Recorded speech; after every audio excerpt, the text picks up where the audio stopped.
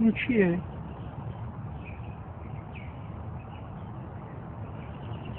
گنجشک.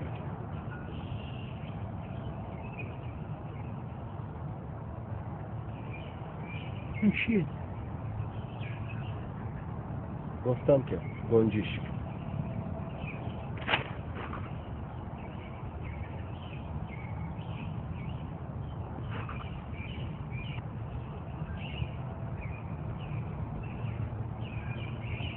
اون چیه؟ پدر اون یه گنجشکه. گنجشک. اون چیه؟ چند بار بهت بگم یه گنجشکه، چرا نمیفهمی؟ کجا میری؟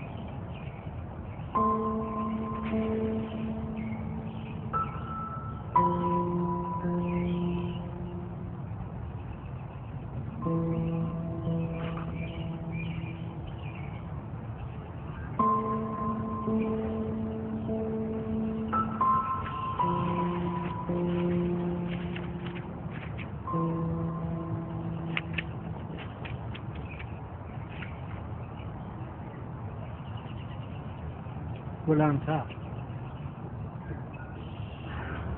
امروز پسر کوچک من که چند روز پیش 3 سالش شد همراه من در پارک نشسته بود که یک گنجشک جلوی ما نشست.